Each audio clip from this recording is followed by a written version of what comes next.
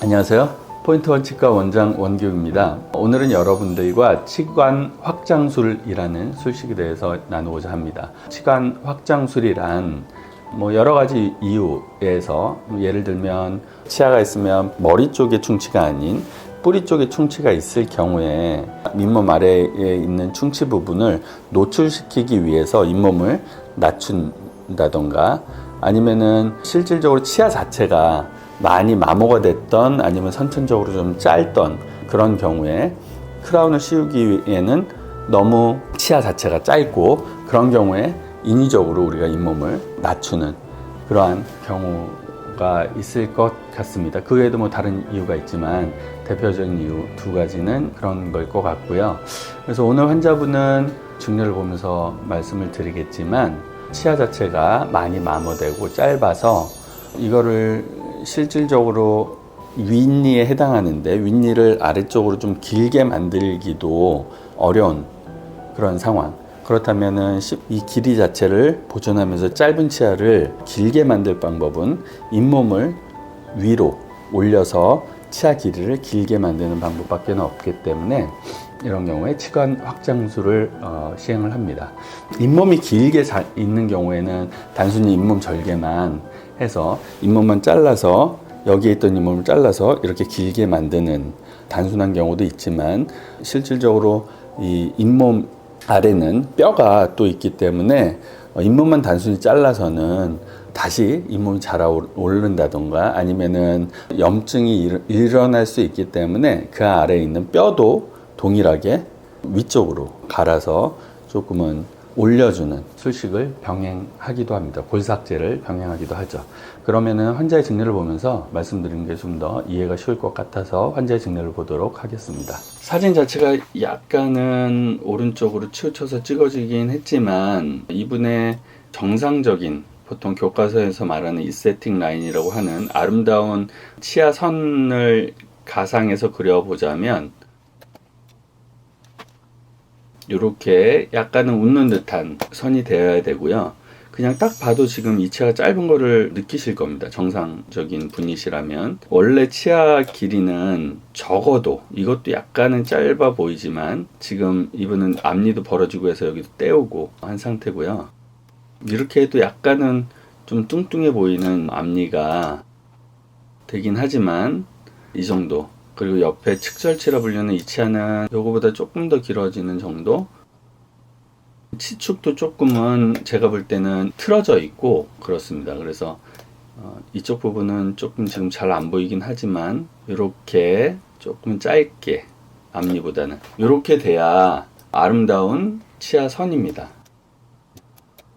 이거를 이제 다시 깎아서 크라운을 하시기로 하셨는데 정상적인 교합은 윗니가 아랫니를 한 깊이로도 2-3mm 앞으로도 2-3mm 정도는 이렇게 깊게 물려야 정상적인 교합인데 이분은 거의 이렇게 닿고 있습니다.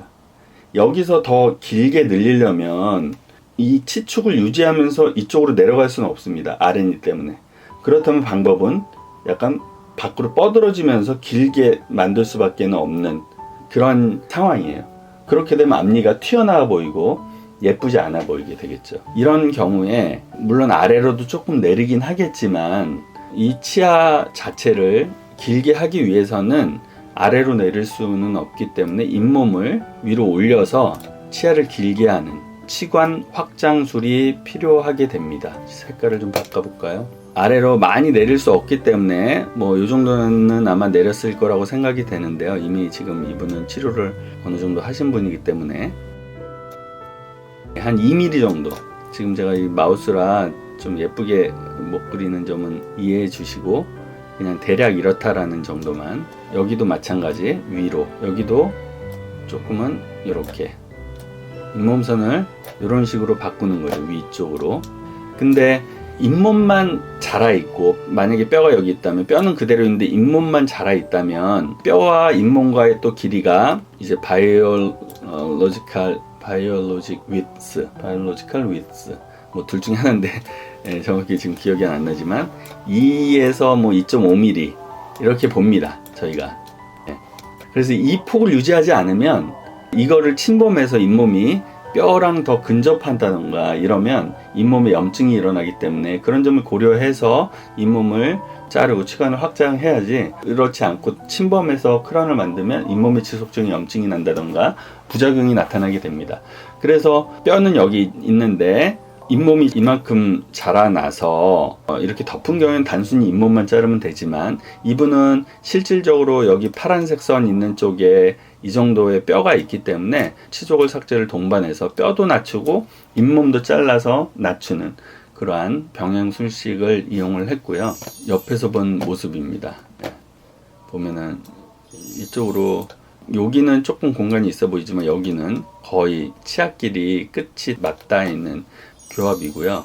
굉장히 이갈을 많이 해서 치아 자체도 여기가 굉장히 얇은 끝쪽은, 그리고 전체적으로 뒷면이 많이 침식된, 제가 볼 때는 이분 제가 물어봤는지 모르겠지만 역류성 식도염이 있었을 가능성이 높습니다. 보통 역류성 식도염이 있으면 위산이 올라와서 치아를 녹이는 경우가 많이 있고, 그 상태에서 이갈을 하면 굉장히 더 빨리 이가 침식되는, 따로 차팅은 안 돼 있는 것 같습니다. 이렇게 신경치료를 4개 치아를 먼저 시행을 하고, 얇은 치아를 깎으면 굉장히 안쪽으로 많이 깎아야 되고, 그렇게 되면 신경에 가까워지게 되고 시리고 그렇기 때문에 신경치료를 어쩔 수 없이 시행을 했고요.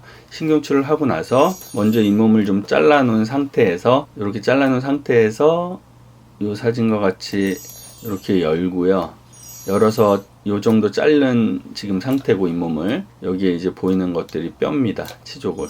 요 뼈도 요 정도 삭제를 하고 봉합을 하게 되죠. 그래서 이게 1월 16일인데 2주 지난 2월 초에 보면은 원래 잇몸이 요 정도에 이렇게 있었습니다. 이렇게 있었던 거를 요 정도 이제 내린 거고요. 이 상태에서 임시치아를 해드렸습니다. 처음보다는 길이도 늘리려고 했고, 여기 이 모양도 약간은 좀 더 자연스러워졌을 겁니다. 처음보다는.